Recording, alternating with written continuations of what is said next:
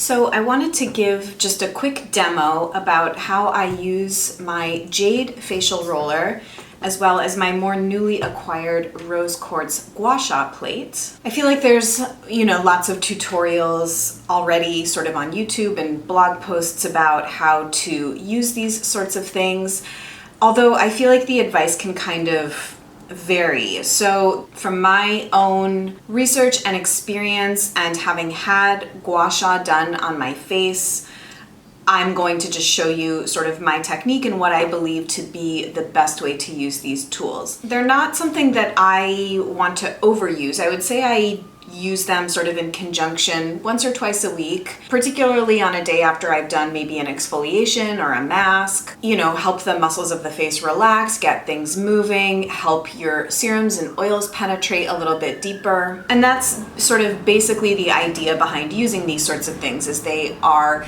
getting sort of fluids and stagnation sort of moving in your face in a very gentle way, obviously. If any of you have ever had gua sha done on your body, it's a very different technique. For example, I've had gua sha done on my spine. It doesn't hurt at all, but it will bring up a lot of sha in the skin, which basically looks like bruising, the same sort of marks you would get from cupping if you are into Chinese medicine. So the pressure that you want to use in your face is obviously very minimal compared to that, but let's just get started. So you want to start with a clean face, obviously, and you want to have some kind of oil down on the skin. It doesn't really matter what oil, but 2 to 3 drops of a face oil or some sort of lubricant, I guess, moisturizer if you don't want to use a face oil, just so that your skin has sort of some slip, because you don't want the tools to be dragging and pulling at the skin.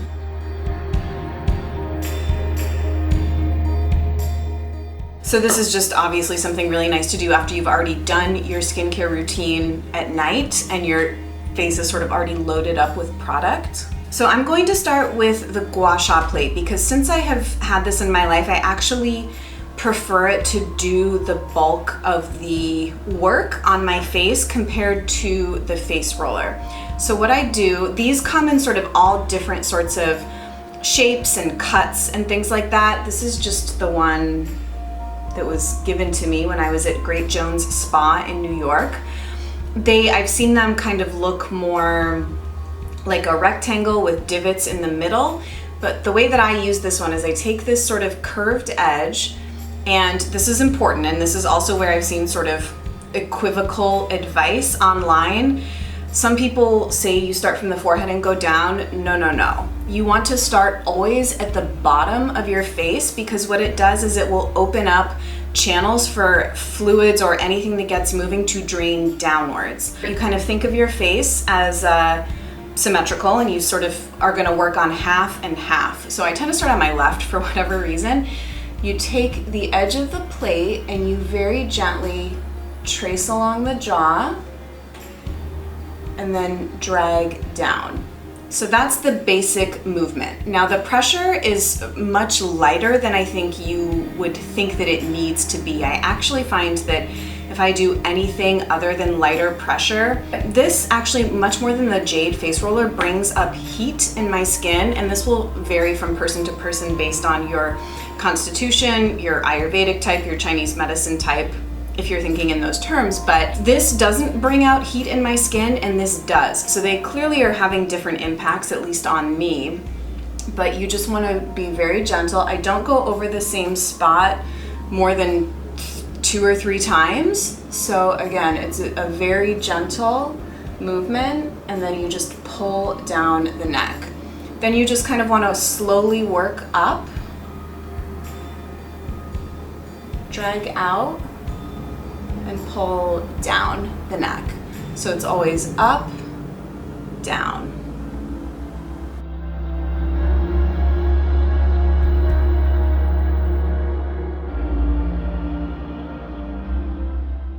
And I do take this pretty close to under my eye because of the shape. It does sort of allow for it.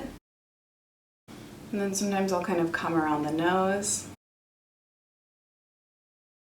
For around the eyes, this was a technique when I had my gua sha facial at Great Jones Spa in New York that she did for the eyes. I kind of go up Then I sort of hold it like a pressure point right at the eyebrow. And you kind of swoop around, again, out to the face, down. Now, when I had the facial, she sort of did that repeatedly at like different pressure points along my eyebrow. And then sometimes before I get to the forehead, I'll go over to the right side of my face and do all the way up to my eyes, and then I'll do my forehead last. I don't know how much that matters, honestly. But with the forehead, same. I just sort of gently go over, and I'm still always sort of working downwards. I guess it's sort of like you're combing your face. It's very, very calming.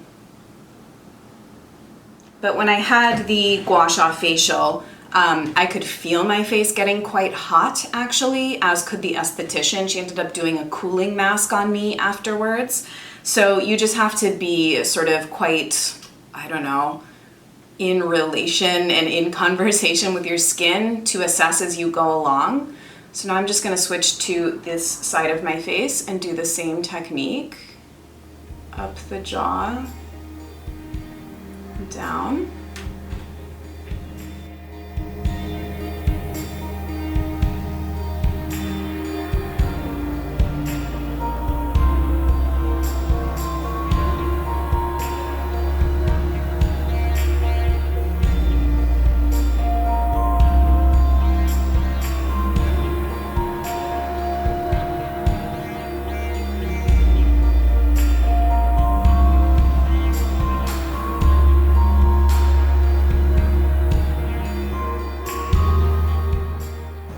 And then sometimes I'll sort of go between the eyebrows. I actually do have some not yet deeply entrenched 11 lines between my eyebrows, so just kind of try and work that out.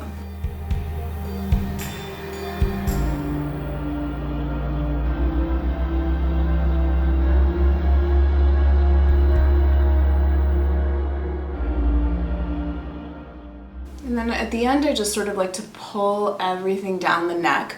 This is very similar to sort of the principles of dry brushing. You don't dry brush your face, obviously, but with dry brushing, you always are pulling everything to the center. When I am dry brushing, I always get these. That's like the first thing that I hit if I do dry brush is I'll take the brush down my neck because there are big lymph nodes here, or very important ones.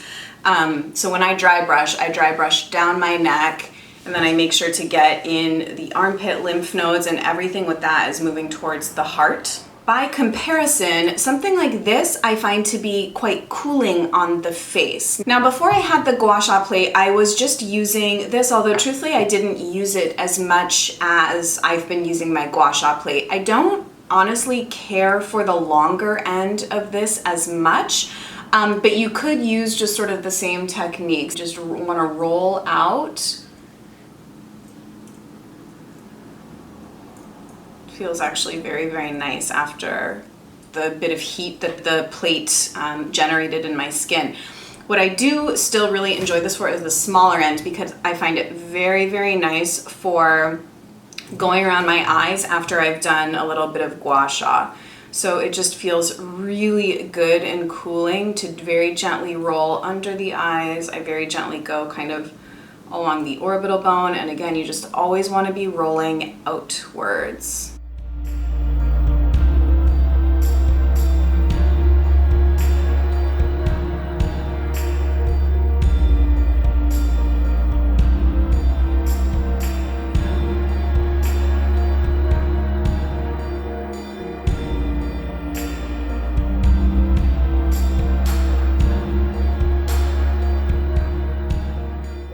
That's honestly really about it. It's very simple. The basic technique is very simple. You could do this every day if you wanted. I don't think there's any reason you can't. Like I said, I probably do it once or twice a week. And I find it just a very nice part of my beauty routine, and also just a nice way to keep sort of working with crystals, and actually two of my favorite crystals, rose quartz and green jade, in my life. Now, as far as where you can get these for yourself, my jade roller came from a very old Art of Organics box several years ago.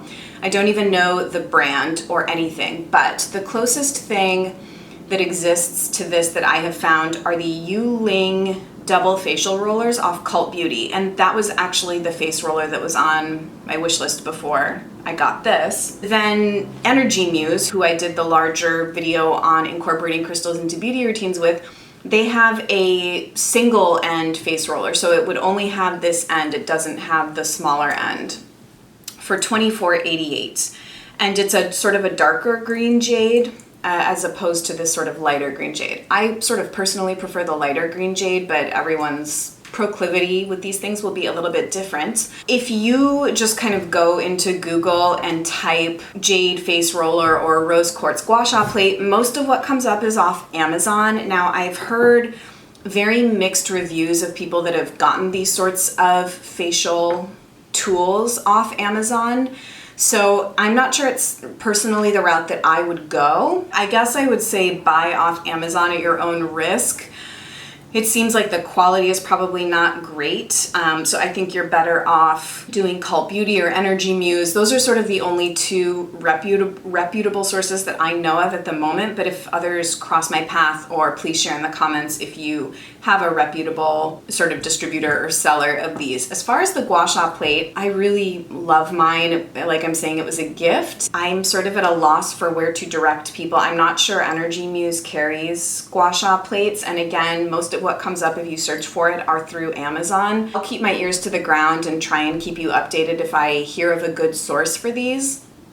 Actually, I have an idea of who I could ask. So if I am able to ask her before this video, I will make an annotation or list in the description box some good resources for these plates. So I hope that this was helpful. It's actually been a very requested video, and I wanted to make it sort of a separate demo video from the larger incorporating crystals into beauty routines video. If you haven't seen that and would like to, I will leave a link, which I think will be up here, for you to go check that out. I talk about lots of other ways that you can incorporate crystals into a beauty routine: facial gridding, aquamarine beauty water, using a charging plate to charge not just your crystals, but sort of other items in your beauty routine. Thank you so much for watching, and if you have any questions, please feel free to leave them in the comments below, and I'll see you guys in my next video really soon. Bye.